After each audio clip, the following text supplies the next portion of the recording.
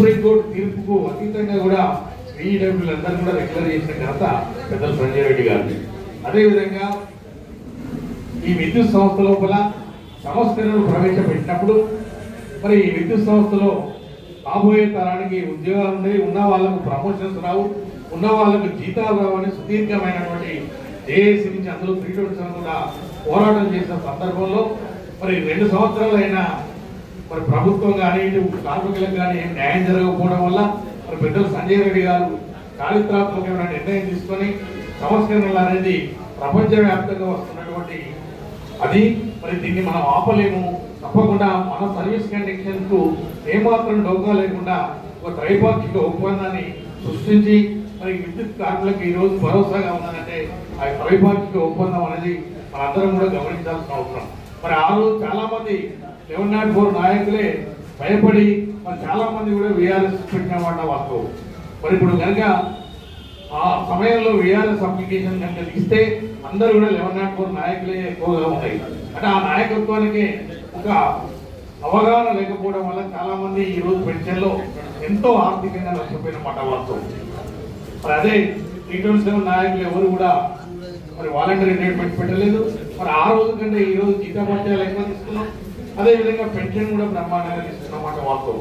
ఇదంతా దూరం చూస్తున్నటువంటి నాయకత్వం వల్ల వచ్చిన ఫలితం అనేది మనందరం కూడా గ్రహించాలి. మరి పెద్దలు సంజయ్ రెడ్డి గారు ఆ రోజు త్రైపాక్షిక ఒప్పందం పెట్టుకొని మరి 98 వేతన సవరణ లోపల ఎవరు కనీ వినియోగ రీతిలో ఒక గొప్ప ఆలోచన ఫిట్మెంట్ ఎక్కువైపోయడమే కాదు, ఒక వెయిటేజ్ ఇంక్రిమెంట్ సృష్టించినటువంటి సృష్టికర్త డాక్టర్ జి సంజయ్ రెడ్డి గారు అనేది మనందరం కూడా మర్చిపోదు. మరి దానివల్లనే ఈరోజు విద్యుత్ ఉద్యోగుల యొక్క జీతభత్యాలు గొప్పగా ఉండడానికి మూల కారణం వెయిటేజ్ ఇంక్రిమెంట్లు అన్నమాట వాస్తవం. ఆ వెయిటేజ్ ఇంక్రిమెంట్లను మొన్న వేతన సవరణలో ఆర్టిజన్ కార్మికులకు కూడా ఇప్పించిన ఘనత మరి సంజయ్ రెడ్డి గారికి వస్తాయి. ఎందుకంటే ఆ రోజు ఆయన ఇప్పించకపోతే ఈ రోజు మొన్న ఆర్టిజన్లకు కూడా 2 వెయిటేజ్ ఇంక్రిమెంట్ రాకుండేది ఉండేది. మరి ఈ విధంగా దూరదృష్టి గల నాయకత్వం ఈ సంస్థకు కానీ వ్యవస్థకు కానీ దేశానికి కానీ చాలా అవసరం. మరి సంజయ్ రెడ్డి గారు రాబోయే తరానికి ఏం కావాలనేది ఆలోచించేటువంటి గొప్ప వ్యక్తి సంజయ్ రెడ్డి గారు. మరి అలాంటి మార్గదర్శకంలో 327 పనిచేస్తుంది. మరి ముఖ్యంగా ఈరోజు కాంట్రాక్ట్ లేబర్ నుంచి ఆర్టిజన్ ఏంటంటే ఫస్ట్ మనందరం కూడా కృతజ్ఞత చెప్పాల్సింది సంజయ్ రెడ్డి గారికి. సంజయ్ రెడ్డి గారు మమ్మల్ని పిలిచి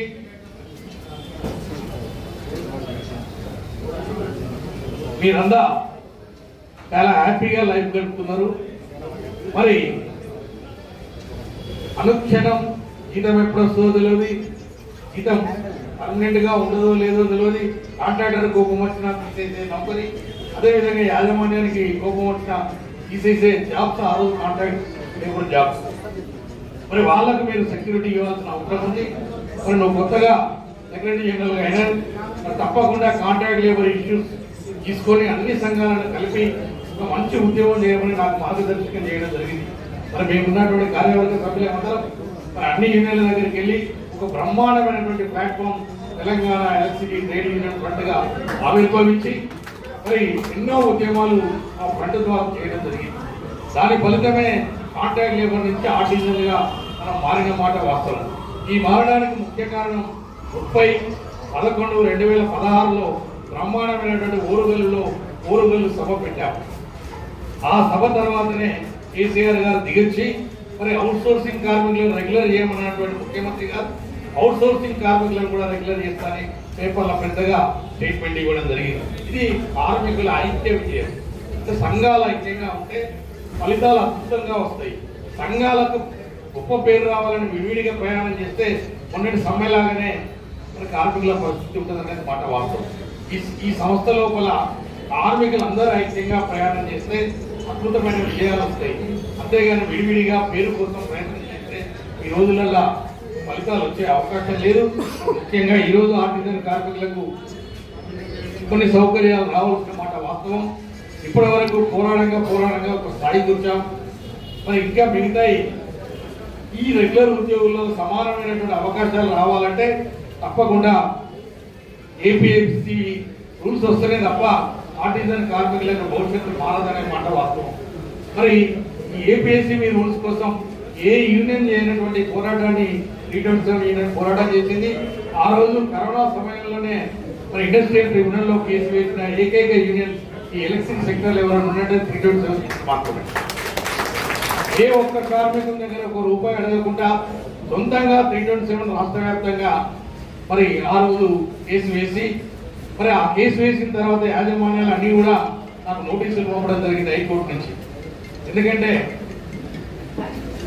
మేము అగ్రిమెంట్కి వ్యతిరేకంగా ప్రవర్తించడమని, అదేవిధంగా ఈ హక్కు ఇండస్ట్రియల్ ట్రిబ్యునల్ ఆ కేసును యాక్సెప్ట్ చేసే హక్కు ఇండస్ట్రియల్ ట్రిబ్యునల్ లేదని, అటు ఇండస్ట్రియల్ ట్రిబ్యునల్ కు యూనియన్ అధినేతగా నాకు అందరూ అన్ని కంపెనీలకు వెళ్ళి నోటీసులు రావడం జరిగింది. ఆ అన్ని కంపెనీల నోటీసులు రిసీవ్ చేసుకుని హైకోర్టులో వాళ్ళ కౌంటర్ అఫిడవిట్ దాఖలు చేయడం జరిగింది. ఇది మీరు గమనించాలి. ఎందుకంటే కొన్ని సంఘాలు 327 బదనాలు చేయడానికి ప్రయత్నం చేస్తున్నాయి. ఎందుకంటే స్టాండింగ్ ఆర్డర్స్ మీద మరి ఈ పెద్ద పెద్ద సంఘాలే సంతకం పెట్టినాయి, కార్మికులకు నష్టదాయకం చేసిన పెద్ద సంఘాలని చాలా మంది కొంతమంది ప్రబుద్ధులు మాట్లాడడం జరుగుతారు.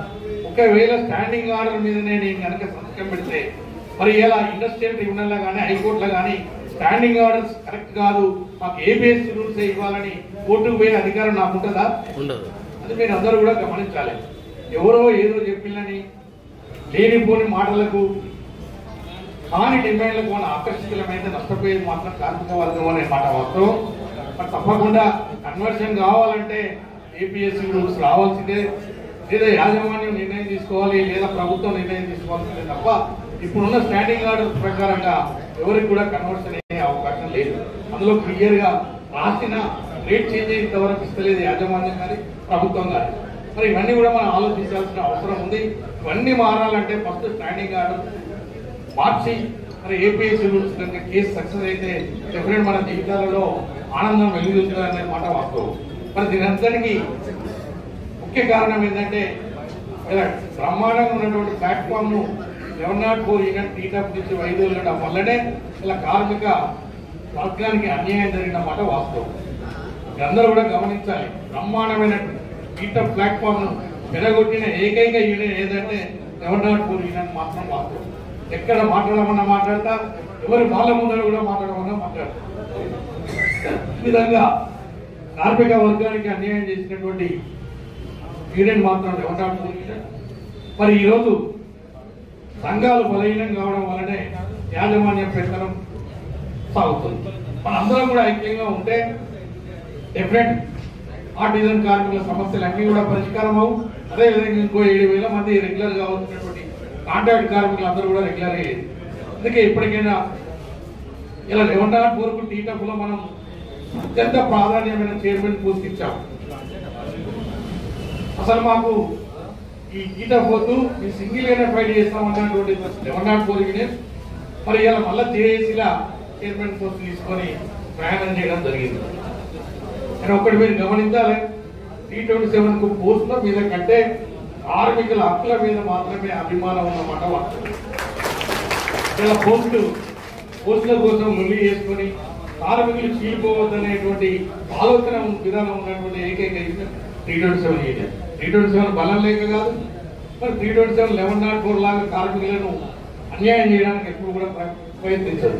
ఇలా సంఘాల బలం కంటే కార్మికుల సమస్యలే ముఖ్యమని నమ్మేటువంటి ఏకైక యూనియన్ 327 యూనియన్. మరి ముఖ్యంగా లాస్ట్ వేతన సవరణలో మీరు అందరూ కూడా గమనించాలి. మరి వర్కర్స్ కు సంబంధించినంత సింగిల్ మాస్టర్ స్కేల్ వస్తే వర్కర్స్ కు న్యాయం జరుగుతుంది, వర్కర్ యొక్క జీతభత్యాలు పెరుగుతాయి, ఇంక్రిమెంట్ రేటు అధికారులతో సమానంగా ఉంటుందని గొంతెత్తి చెప్పినటువంటి ఏకైక యూనియన్ 327 యూనియన్. వాస్తవంగా చెప్పాలంటే ఆ డిమాండ్ కనుక ఒప్పుకోకపోతే నేను జేఏసీ నుంచి బయటకు వస్తానని కూడా తెలియజేయడం జరిగింది. కారణాలు ఏమైనా 327 సమిష్టి పోరాటం వల్ల మరి జేఏసీ మీద ప్రెషర్ చేసి మీరు కనుక మీ అవసరం అనుకుంటే ఈ డిమాండ్ యాక్సెప్ట్ చేయండి, లేకపోతే మాత్రం జేఏసీ నుంచి బయటకు వస్తామంటే అప్పుడు తప్పకుండా జేఏసీ కూడా మన డిమాండ్ ఒప్పుకొని ఈరోజు మరి ఓఎన్ఎం కార్మికులు అందరికీ కూడా వర్క్మెన్ క్యాడర్ అందరికీ కూడా న్యాయం జరిగిందంటే 327 అనేది అందరూ కూడా గ్రహించాలి. అంటే కార్మికుల యొక్క సమస్యల మీద చిత్తశుద్ధి ఉన్నటువంటి యూనియన్ ఏకైక యూనియన్ 327. కేవలం అధికారం కోసమో లేదా పోస్టుల